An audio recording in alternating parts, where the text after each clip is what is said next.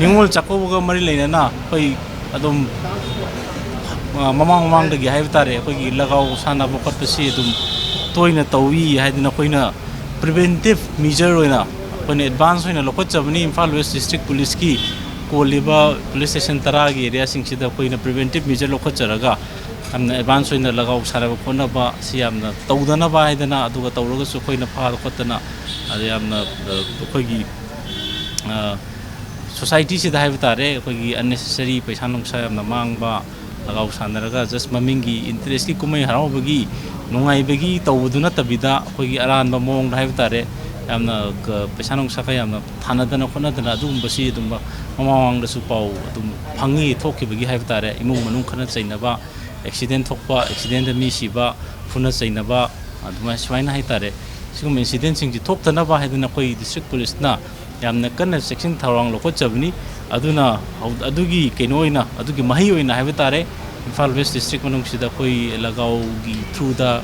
khana chainaba yamna sathiba or misi mina thokpa accident chingba adugumba amta legide aduga Imphal West district police na tongan mafam singdagi akoina Lagao Maru mayam Phagatlakhiba ngarang fawda leptana Phagatlakhiba ado ngasi fawdadi kanta dumba sana khotpagi kental leiroi ado khoina pharabasi maru singsi ngasi display tawjari aduga masi singsi khoina display taw loir matungda khoigi lamdengi manure plant da khoi phajana masi disposal yamna properly environment friendly oiba mongda masi dispose tawjagni ado ngasi hauji pangthok chari bisna samlaba function amani sida khoigi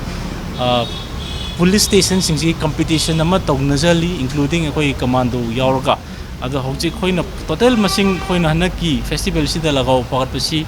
3160 pieces ni 3160 set oina hai taragadi koi 512 set plus 4 piece aduna masi chawrakna paisa do onthorpa matamda lupa lakh tara gi mathak tani lupa lakh tara dagi tara 33 sigi range ki pot oigani akoina sigi Lagao Maru siga tangda akoina pharibisi masi chawrba senpam amani sigi Lagao Maru sida akoina laibeda khotpada whole Manipur sigi paragadi adu kimte kyam chawbo senpam mo oigani akoina sida manghaliba kholaliba mem singse aduna akoina ji pharaba Lagao singsi akoigi best of the best prize haibamsu lei best of the prize na akoigi CDO Imphal West na phange CDO Imphal West na total 1428 piece phaduna Paidagi ahan ba CDO Imphal West na best of the best prize aduga police station singi competition tawda police station sing dana first the Imphal Thana na 525 piece 5 aduga second the Maya Imphal police station na 314 piece 5 aduga third the Segmai PS na 300 piece 5 hanaki size de yamna khoida yamna improvement significant improvement leiba area haib taragri Maya Imphal Thana sini Maya Imphal Thana gi magi area si mamang dagi yamna mayam khuttana Lagao sanadana yamna ahinga thengba wana pingang mayam thoga tawni hanakti yam pajana control tawduna Maya Imphal adugumba gi paw legide aduga khoi yam irang